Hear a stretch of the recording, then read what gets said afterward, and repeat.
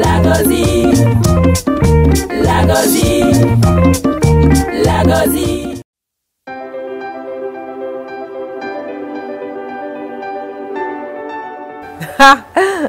J'aurais dû me préparer. Les 3 hashtags qui me définissent le mieux, tous les jours, parce que c'est une façon de vivre pleinement chaque jour, chaque instant, chaque seconde. Hashtag parisienne, parce que j'aime tellement ma ville.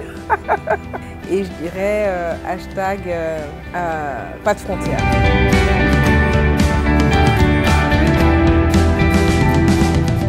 Moi, je ne me vois pas comme une star, enfin, je me vois comme une comédienne. C'est ça mon métier. Star, c'est pas un métier. C'est un statut que les autres vous octroient ou pas. Mon métier, c'est comédienne. C'est vraiment un métier qui m'apporte énormément parce que c'est un métier qui fait que je rencontre beaucoup de gens, beaucoup de talents. Ça me donne l'occasion de voyager.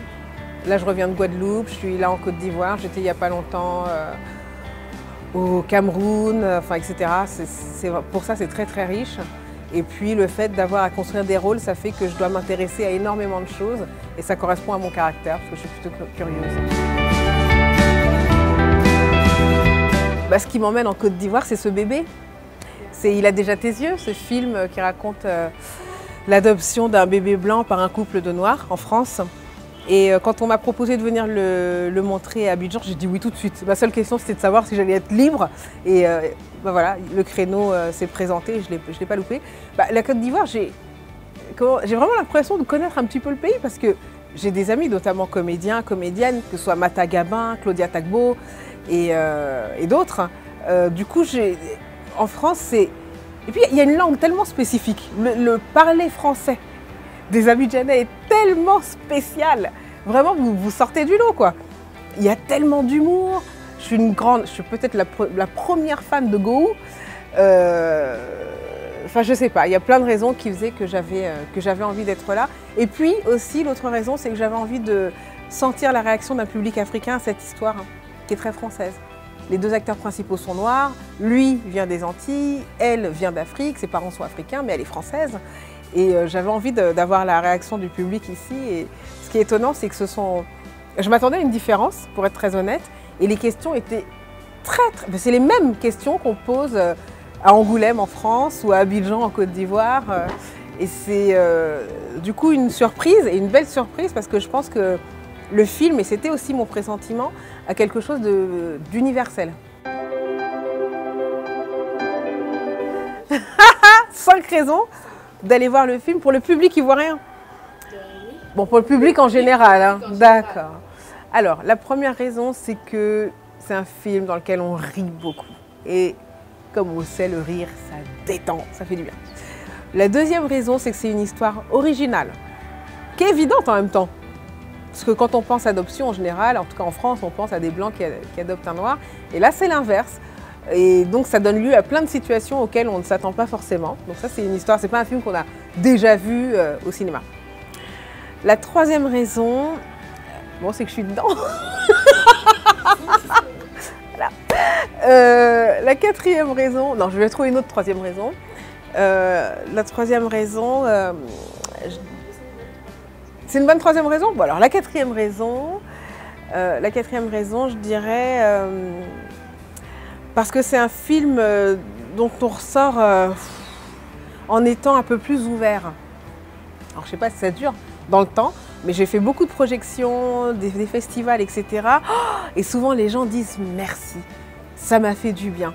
Parce que ça vient un peu gratter là où ça fait mal, et en même temps on n'est pas là pour culpabiliser les gens, pour les mettre mal à l'aise, etc. On est là vraiment pour ouvrir le regard. Et la cinquième et dernière raison, mais c'est pas forcément dans l'ordre, mais la cinquième raison, c'est pour ce bébé. Benjamin dans le film, qui s'appelle en vrai Marius Benchenafi, qui est irrésistible. Ce que j'aimerais que les spectateurs retiennent, c'est l'idée d'un regard apaisé sur les différences de l'autre. Et en plus, ce sont des questions, bon, je sais qu'elles ont traversé la société ivoirienne et de façon même un peu tragique, il y a quelques années.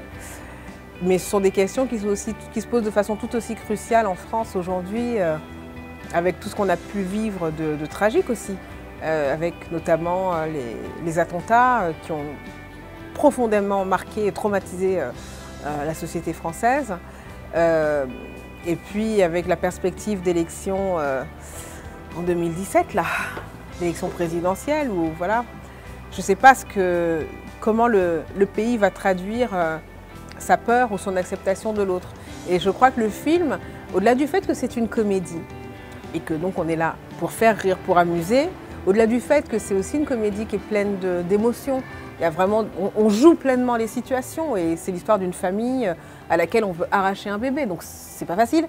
C'est aussi un film qui arrive à traiter des différences, du regard qu'on pose les uns sur les autres, et de la façon ou non dont on s'accepte tel qu'on est. Et pour moi, c'est un des grands virages à aborder de façon la plus sereine possible, parce qu'on est dans une société de plus en plus globalisée où un Ivoirien peut avoir en instantané une idée de ce qui se passe en Corée. Enfin, je ne vais pas faire la liste des pays, mais aujourd'hui, le monde devient de plus en plus comme un village. Et est-ce que c'est un village qui va se faire la guerre? Est-ce que c'est un village dans lequel chacun va pouvoir avoir sa place, dans une harmonie, dans le respect de l'autre? Bon, les artistes, on est toujours un peu soit très pessimiste, soit idéaliste. J'espère que je suis dans le deuxième.